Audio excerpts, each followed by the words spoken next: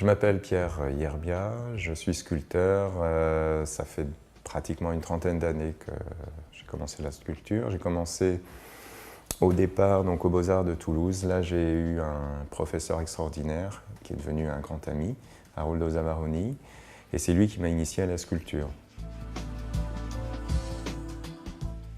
La qualité du dessin est essentielle pour moi, donc je fais tout un travail graphique très poussé quand j'ai une vision, un idéal comme ça de forme que je veux travailler. Donc je travaille beaucoup sur le dessin où là je vois déjà le rapport de la forme avec son espace. Déjà ça me donne une vision. Donc je conçois une armature comme ça soudée qui donne donc le squelette de la pièce. Je travaille essentiellement le plâtre. Donc le plâtre, c'est un matériau qui est assez austère en apparence, mais qui a de grandes qualités, qui permet de voir tous les défauts et toutes les qualités d'une œuvre.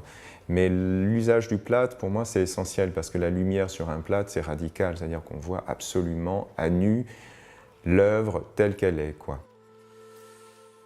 Ensuite, je vais la retravailler avec des râpes, des scies, etc. pour donner les tensions du modelé.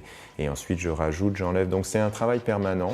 Voilà, il y a toujours une dimension, une force contenue, et elle vient de la densité des volumes. Et ça doit être visible dans le plâtre.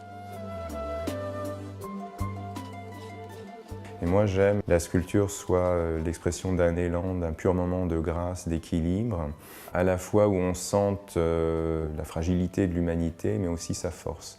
Donc c'est pour ça que souvent mes sculptures s'enracinent profondément dans le sol.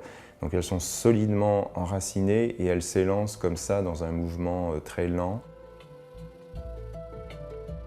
Quel que soit le sujet, que ce soit la figure humaine, que ce soit un taureau ou un cheval ou quoi que ce soit, ce qui m'importe c'est la sculpture, c'est-à-dire les lignes, les rythmes, les tensions, les contrastes, le modelé. Donc j'essaye à force de travail de simplifier ma ligne sans l'appauvrir, toujours en lui donnant de l'énergie, du dynamisme et puis un souffle comme ça qui est indéfinissable.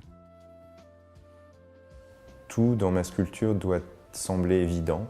Pour arriver à cette évidence, je travaille énormément, mais il ne faut pas que la sculpture sente l'effort. Il faut qu'elle vienne au regard du public naturellement, une pulsion naturelle. Voilà.